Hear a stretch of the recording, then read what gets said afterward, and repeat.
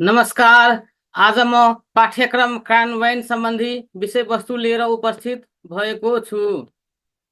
विद्यालयको शिक्षण सिकाइ क्रियाकलापलाई विद्यार्थीको आवश्यकता अनुसार लागू गर्ने प्रक्रियालाई पाठ्यक्रम कार्यान्वयन भनिन्छ। भन्नाले पाठ्यक्रममा उल्लेखित उद्देश्य, सामग्री, शिक्षण विधि र मूल्याङ्कन प्रणालीलाई विद्यालय तहमा प्रयोगमा ल्याउने प्रक्रिया पाठ्यक्रम कार्यान्वयन हो। यसले शिक्षक, विद्यार्थी, विद्यालय प्रशासन र अन्य सरोकारवालाहरूको सहकार्य मार्फत पाठ्यक्रममा समावेश गरिएका ज्ञान, सिप र सन्दर्भहरूको व्यावहारिक प्रयोगलाई सुनिश्चित गर्छ। पाठ्यक्रम कार्यान्वयनको क्रममा शिक्षण सिकाइको गुणस्तर, विद्यार्थीको आवश्यकतालाई सम्बोधन, स्रोत र सामग्रीको उचित प्रयोग लगायतका पक्षमा ध्यान दिइन्छ। पाठ्यक्रम कार्यान्वयन भनेको पाठ्यक्रममा निर्दिष्ट गरिएका ज्ञान, सिप र दृष्टिकोणहरूलाई विद्यार्थीले सिकाउने प्रक्रिया हो। यो विद्यालय तहमा शिक्षा प्रदान गर्ने महत्त्वपूर्ण चरण हो, जसले पाठ्यक्रमको उद्देश्यलाई व्यवहारमा उतार्छ। अर्थात् पाठ्यक्रम कार्यान्वयन भनेको विद्यालय शिक्षक, विद्यार्थी र सरोकारवालाले पाठ्यक्रममा उल्लिखित सामग्रीहरूलाई व्यवस्थित र योजनाबद्ध रूपमा सिकाइ प्रक्रियामा लागू गर्नु हो। यसमा पाठ्यक्रममा रहेका उद्देश्य, विधि, मूल्याङ्कन प्रणाली र स्रोत सामग्रीहरूको प्रभावकारी प्रयोग गरिन्छ। पाठ्यक्रम कार्यान्वयनले शैक्षिक लक्ष्यहरू प्राप्त गर्न मद्दत गर्दछ, जसमा पाठ्यक्रममा दिइएका ज्ञान, सिप र दृष्टिकोणहरूलाई विद्यार्थीको सिकाइ अनुभवमा रूपान्तरण गरिन्छ। पाठ्यक्रम कार्यान्वयनका चरण अन्तर्गत सबभन्दा पहिलो चरणमा योजना बनाउने चरण। यसमा शिक्षकले वार्षिक योजना, मासिक र साप्ताहिक रूपमा योजना बनाउँछ र त्यसै अनुसारको विषयवस्तुको सिकाइ क्रम तयार गर्छन्। त्यसपछि योजना बनाइसकेपछि दोस्रो चरणमा स्रोत सामग्रीको चयन गर्छन्, जस अन्तर्गत पाठ्यपुस्तक, अतिरिक्त पाठ्यपुस्तक, श्रव्य सामग्री, दृश्य सामग्री, श्रव्य दृश्य सामग्री आदिको प्रयोग गर्छन्। त्यसपछि शिक्षण विधिको छनौट गर्छन्। तेस्रो चरणमा यस चरण अन्तर्गत प्रविधिको प्रयोग, बहुस्रोत शिक्षण, प्रश्नोत्तर, छलफल, परियोजना कार्य आदि शिक्षण विधिहरूको प्रयोग गर्छन्। मूल्याङ्कन प्रक्रिया, लास्ट चरण, विद्यार्थीहरूको प्रगति मूल्याङ्कन गर्न नियमित परीक्षण, परियोजना कार्य तथा अन्य विधिहरू अपनाइन्छ। पाठ्यक्रम कार्यान्वयन सम्बन्धी केही प्रावधानहरू, नीतिगत व्यवस्थाहरू अब के छन् पाठ्यक्रम कार्यान्वयन सम्बन्धी। शिक्षा ऐन 2028 को दफा 8 ले नेपाल सरकारबाट स्वीकृत विद्यालयको पाठ्यक्रम र पाठ्यपुस्तक लागू गर्नु पर्ने उल्लेख गरेको छ। उहाँले शिक्षा ऐन 2028 को दफा 8 मा नेपाल सरकारले स्वीकृत गरेको विद्यालयको पाठ्यक्रम र पाठ्यपुस्तक लागू गर्नुपर्ने भनेर उल्लेख गरेका छौँ। त्यसै दफालाई जोड दिँदै शिक्षा नियमावली 2059 को नियम 31 मा पनि विद्यालयले नेपाल सरकारबाट स्वीकृत पाठ्यक्रम तथा पाठ्यपुस्तक लागू गर्नुपर्ने कुरा उल्लेख गरेको छ। शिक्षा नियमावली 2059 को नियम 32 मा पनि पाठ्यक्रम निर्माण गर्ने सम्बन्धमा नीति निर्धारण गर्नका लागि राष्ट्रिय पाठ्यक्रम विकास तथा मूल्याङ्कन परिषद रहने व्यवस्था पनि उल्लेख गरेको छ। त्यसरी पाठ्यक्रम विकास तथा कार्यान्वयनका लागि मार्ग निर्दिष्ट गर्ने कार्य राष्ट्रिय शिक्षा नीति, पाठ्यक्रम प्रारूप, मौजूदा शिक्षा ऐन नियमावली, पाठ्यक्रम तथा पाठ्य सामग्री विकास निर्देशिकाले गर्दछ। राष्ट्रिय पाठ्यक्रम प्रारूप 2076 ले गरेका पाठ्यक्रम कार्यान्वयन सम्बन्धमा विद्यालय तहको पाठ्य सामग्री र पठन पाठनको भाषाको व्यवस्था यस प्रकार रहेका छन्। राष्ट्रिय पाठ्यक्रम प्रारूप 2076 मा भाषा सम्बन्धी तफसिल अनुसारका व्यवस्था गरेका छन्। विद्यालय शिक्षाको सिकाइ सहजीकरण प्रक्रियाका लागि आधारभूत तहमा माध्यम भाषा, मातृभाषा वा नेपाली भाषा हुनेछ भनेर उल्लेख गरेका छन्। भने आधारभूत तहको माध्यम भाषा, मातृभाषा वा नेपाली भाषा अहिले आएर 1 देखि 3 मा चाहिँ मातृभाषामा जोड दिन थालिएको छ। त्यसै गरी सामाजिक अध्ययन र मानव मूल्य, चारित्रिक शिक्षा लगायत नेपाली कला, संस्कृति र मौलिक पहिचानमूलक विषयवस्तुहरू बाहेक अन्य विषयका लागि भन्ने अङ्ग्रेजीलाई पनि माध्यम भाषा बनाउन सकिने नीति अवलम्बन गरिने छ। यसरी चाहिँ राष्ट्रिय पाठ्यक्रम प्रारूप 2076 मा उल्लेख गरेको छ। सामाजिक अध्ययन र मानव मूल्य, चारित्रिक शिक्षा लगायत विषयहरूमा चाहिँ मातृभाषा बाहेक त्यो विषयहरू बाहेकमा मातृभाषा बाहेक अन्य भाषा पनि अवलम्बन गर्न सकिनेछ। तर सामाजिक अध्ययन र मानव मूल्य साहित्यिक शिक्षा लगायत विषयमा मा मातृभाषा वा नेपाली भाषामा अध्ययन अध्यापन गर्नुपर्ने चाहिँ उल्लेख गरेको छ। त्यसै गरी माध्यमिक तहमा भने नेपालीमा अङ्ग्रेजी माध्यम भाषा हुनेछ, तर सामाजिक अध्ययन र मानव मूल्य साहित्यिक शिक्षा लगायत नेपाली कला संस्कृति र मौलिक पहिचानमूलक विषयवस्तुहरूको पठन पाठनका लागि पाठ्य सामग्री र माध्यम नेपाली भाषा हुनेछ भन्नाले अर्को विषयमा अङ्ग्रेजी भाषा वा नेपाली भाषा हुनेछ, तर सामाजिक अध्ययन मानव मूल्य चारित्रिक शिक्षा नेपाली कला संस्कृति झल्किने खालको विषयवस्तुहरूमा चाहिँ अनिवार्य रूपमा नेपाली भाषामा चाहिँ पठन पाठन गरिनु पर्नेछ भनेर उल्लेख गरेका छन्। त्यसै गरी मातृभाषामा सिक्न पाउने बाल अधिकार सुनिश्चित गर्न विद्यालय तहमा मातृभाषालाई विषय र सिकाइको माध्यम भाषाको रूपमा प्रयोग गर्न सकिनेछ भनेर उल्लेख गरेको छ। उहाँले मातृभाषामा सिक्न पाउने बाल अधिकारलाई सुनिश्चित गर्न विद्यालय तहमा मातृभाषालाई माध्यमको भाषाको रूपमा उहाँले मातृभाषाको माध्यमबाट सिक्ने अथवा मातृभाषालाई एउटा विषयको रूपमा चाहिँ सिक्न सक्ने प्रावधान राखिएको छ।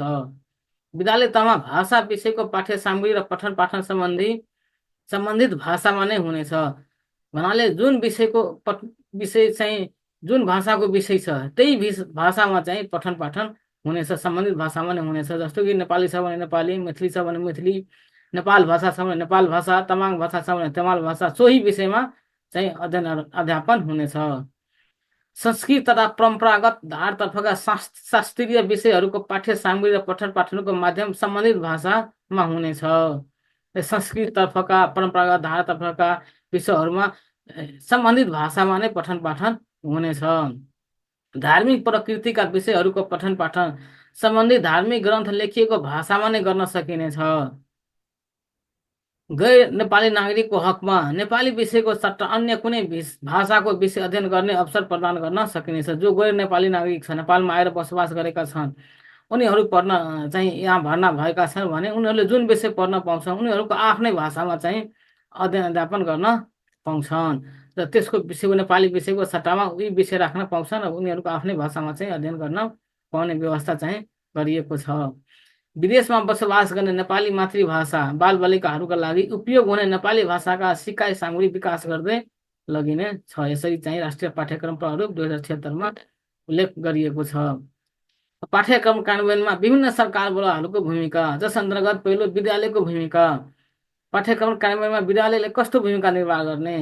पहिलो नीतिगत व्यवस्थापन। विद्यालयले पाठ्यक्रम कार्यान्वयनका लागि उचित योजना बनाउने, शिक्षण सामग्री उपलब्ध गराउने र स्रोत व्यवस्थापन गर्ने जस्ता काम गर्छ।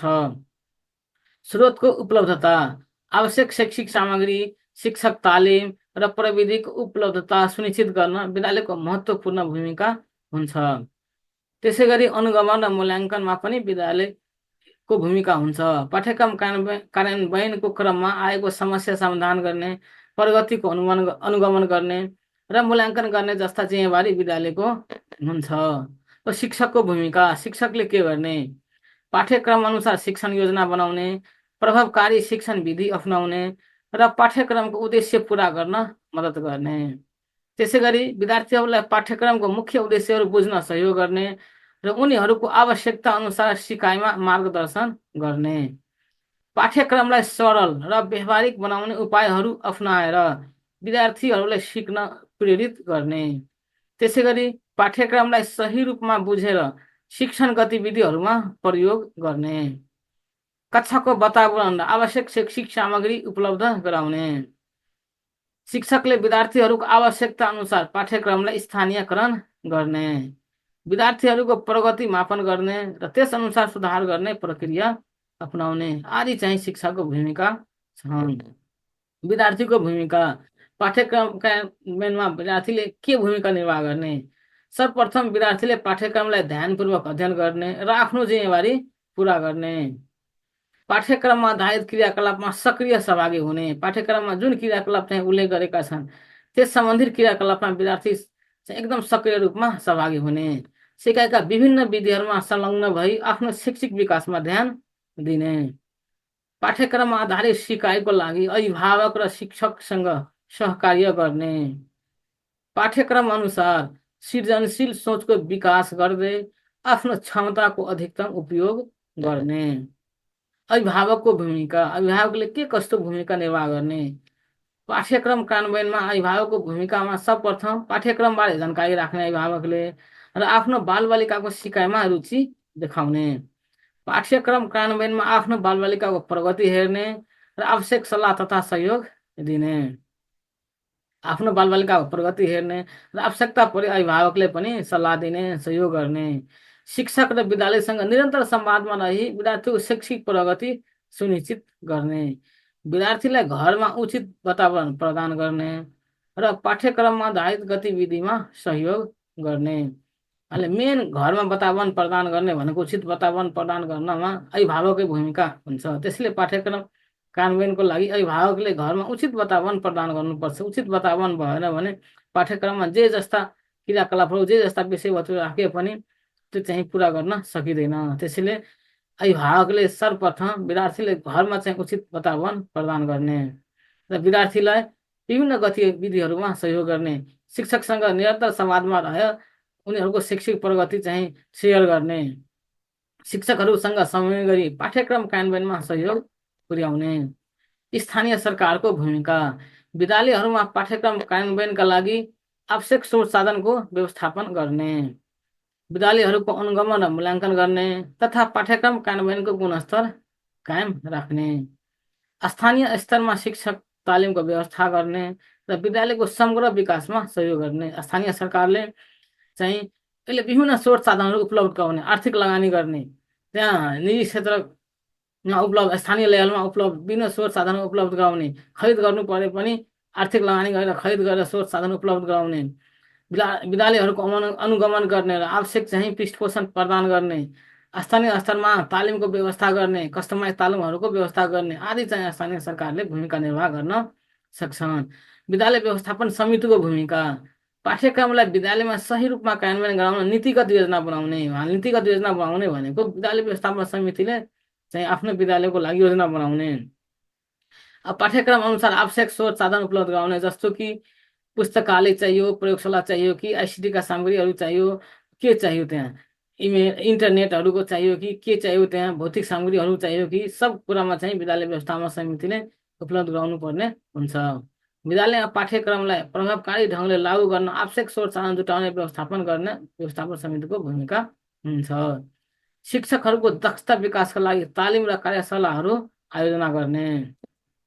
समुदायको भूमिका, विद्यालयमा भएका गतिविधिहरूमा सक्रिय सहभागी भएर पाठ्यक्रमको सफल कार्यान्वयनमा सहयोग गर्ने, विद्यालयको आवश्यकताहरू बुझ्ने र समुदायको तर्फबाट पाठ्यक्रमलाई समृद्ध बनाउने कदम चाल्ने। भन्नाले त्यो समुदायका मानिसहरूले विद्यालयमा के आवश्यकता छन् त्यो बुझ्ने र समुदाय तर्फबाट सक्दो चाहिँ सहयोग गर्ने, योजना बनाउने र त्यस अनुसार कार्यान्वयनमा सहयोग गर्ने। समुदायमा शिक्षा सम्बन्धी जनचेतना फैलाउने र विद्यालयलाई भौतिक तथा आर्थिक सहयोग प्रदान गर्ने। पाठ्यक्रमका सन्दर्भमा स्थानीय आवश्यकताहरू र संस्कृतिलाई समावेश गर्न दबाब दिने। शिक्षक सङ्घ सङ्गठन र अन्य शैक्षिक संस्थाहरूको भूमिका, पाठ्यक्रम सुधारका लागि सरकार र सम्बन्धित निकायहरूलाई दबाब दिने र सल्लाह दिने। शिक्षक सङ्घ सङ्गठनहरू अथवा अन्य शैक्षिक संस्थाहरू, एनजिओ आइएनजिओहरूले पाठ्यक्रम सुधारका लागि सरकारलाई, पाठ्यक्रम विकास केन्द्रलाई अथवा सम्बन्धित निकायहरूलाई चाहिँ दबाब दिने, सल्लाह दिने। शिक्षकहरूको पेसागत विकासमा योगदान पुर्याउने र शिक्षण गतिविधिहरूमा सुधार गर्न लागि पर्ने। शिक्षकहरूको व्यावसायिक विकासका लागि आवश्यक तालिम तथा अवसरहरूको व्यवस्था गर्ने। शिक्षा मन्त्रालय, पाठ्यक्रम विकास केन्द्र तथा शिक्षा तथा मानव स्रोत विकास केन्द्रको भूमिका, पाठ्यक्रम निर्माण, सुधार र अध्यावधिक गर्ने जिम्मेवारी शिक्षा मन्त्रालय र पाठ्यक्रम विकास केन्द्रको हुन्छ। विद्यालयहरूमा पाठ्यक्रम लागू गर्न नीतिगत निर्देशन दिने र शैक्षिक तालिम बनाउने काम चाहिँ गर्ने गर्छन्। प्रशिक्षक, तालिम, शिक्षण सामग्री वितरण र शिक्षण गुणस्तर सुधारमा काम गर्छन्। पाठ्यक्रम कार्यान्वयनका लागि विद्यालय र शिक्षकहरूलाई आर्थिक र प्राविधिक सहयोग गर्ने। पाठ्यक्रम कार्यान्वयनमा आउन सक्ने समस्या समाधान गर्न समय समयमा अनुगमन गर्ने र सुधारका योजना बनाउने। नेपालमा पाठ्यक्रम कार्यान्वयनमा देखिएका चुनौतीहरू, स्रोतको अभाव, ग्रामीण क्षेत्रका विद्यालयमा पर्याप्त आइसिटी उपकरण, प्रयोगशाला र स्रोत सामग्रीको कमी हुन्छ। ग्रामीण क्षेत्रमा मात्र होइन, शहरी क्षेत्रमा पनि आइसिटीका उपकरणहरू, प्रयोगशालाहरू इन्टरनेट विद्युतका अभाव हुन सक्छ। यो चाहिँ एउटा चुनौतीका रूपमा रहेका समस्याका रूपमा रहेको छ। शिक्षकको क्षमता, नयाँ पाठ्यक्रम अनुसार शिक्षणको लागि आवश्यक सिप र तालिमको कमी छ। शिक्षा तथा मानव स्रोत विकास केन्द्रले नै शिक्षकलाई हरेक शिक्षकलाई तालिम दिन अहिले सकिरहेको छैन। सातवटै प्रदेशमा शिक्षा तालिम केन्द्रको स्थापना भए पनि हरेक शिक्षकलाई चाहिँ नयाँ पाठ्यक्रम अनुसार तालिमको अहिले व्यवस्था हुन सकेका छैनन्। राष्ट्रिय पाठ्यक्रम प्रारूप 2076मा लागू भए पनि अहिले 2081 चल्दैछ, तर अहिलेसम्म प्रत्येक शिक्षकले चाहिँ नयाँ पाठ्यक्रम अनुसार तालिम लिएका छैनन्। यस्ता अहिले समस्या चाहिँ चुनौतीको रूपमा देखा परेका छन्। विद्यार्थीको विविधता, सबै विद्यार्थीको आवश्यकता पूरा गर्न कठिनाइ हुन्छ। विभिन्न किसिमका यहाँ नेपाल बहुजातिक, बहुभाषिक, बहुधार्मिक, बहुसंस्कृति भएकाले यहाँ विभिन्न किसिमका भाषा, भाषी, धर्म, संस्कृति, भाषा क्षमता बालबालिका हुन्छ। त्यसैले उनीहरूको आवश्यकता अनुसार चाहिँ विविधता अनुसार पाठ्यक्रम कार्यान्वयन गर्न चुनौती रहेका छन्। सहयोग र अनुगमनको कमी, विद्यालय र शिक्षा विभागबीच समन्वय र अनुगमनको अभाव रहेको छ। कक्षा प्रथामा धेरै विद्यार्थी हुँदा व्यक्तिगत ध्यान दिन गाह्रो हुन्छ। त्यसैले गर्दा पाठ्यक्रम कार्यान्वयनमा पनि समस्या हुने गरेको देखिन्छ। निरन्तर मूल्याङ्कनको अभाव, समय समयमा मूल्याङ्कन नगर्दा पाठ्यक्रमको कार्यान्वयन प्रभावकारी नहुन सक्छ। सुधारका उपायहरू, शिक्षकको निरन्तर प्रशिक्षण, शिक्षकहरूलाई नियमित रूपमा पाठ्यक्रमसँग सम्बन्धित नयाँ विधि र शैलीमा तालिम दिनुपर्छ। स्रोत सामग्रीको वृद्धि, पाठ्य पुस्तकका साथै डिजिटल सामग्री, आइसिटी, पुस्तकालय, प्रयोगशाला जस्ता स्रोतको प्रयोग बढाउनुपर्छ र त्यस्ता स्रोत साधनहरू उपलब्ध पनि गराउनुपर्छ। विद्यार्थी केन्द्रित शिक्षण विधि, शिक्षण विधिहरूलाई विद्यार्थीको रुचि र आवश्यकता अनुसार परिमार्जन गर्नुपर्छ। विद्यार्थीहरू विभिन्न सिकाइ शैलीका हुन्छन्। उनीहरूको सिकाइ शैली अनुसार उनीहरूको रुचि, क्षमता, इच्छा, विविधता अनुसारको चाहिँ शिक्षण विधिहरू प्रयोग गर्नुपर्छ। समयमा पाठ्यक्रमको समीक्षा, लागू भएको पाठ्यक्रमलाई समयमा नै समीक्षा गरी आवश्यक सुधार र परिवर्तन गरिनु पर्दछ। अनुगमन प्रक्रिया, विद्यालयको नियमित निरीक्षण गरी पाठ्यक्रम कार्यान्वयनमा भइरहेको समस्याको पहिचान र समाधान गर्ने। समुदायको सहभागिता, अभिभावक, समुदाय र स्थानीय निकायलाई शिक्षा प्रक्रियामा संलग्न गराई विद्यार्थीको समग्र विकासमा टेवा पुर्याउने। अन्त्यमा नेपालमा विद्यालय तहमा पाठ्यक्रमको प्रभावकारी कार्यान्वयन शिक्षाको गुणस्तर सुधारको प्रमुख आधार हो। कार्यान्वयनको प्रक्रिया व्यवस्थित र निरन्तर हुने हो भने मात्रै विद्यार्थीको समग्र विकास सम्भव छ। पाठ्यक्रम कार्यान्वयन गर्न स्रोतको उपलब्धता, शिक्षकको क्षमता विकास र सहकार्यको महत्त्वपूर्ण भूमिका हुन्छ। शिक्षण विधिको सुधार, विद्यार्थीको आवश्यकता अनुसारको शिक्षण र निरन्तर अनुगमनले मात्र प्रभावकारी कार्यान्वयन सम्भव छ। हवस् त, आजलाई यति नै। धन्यवाद। नमस्कार।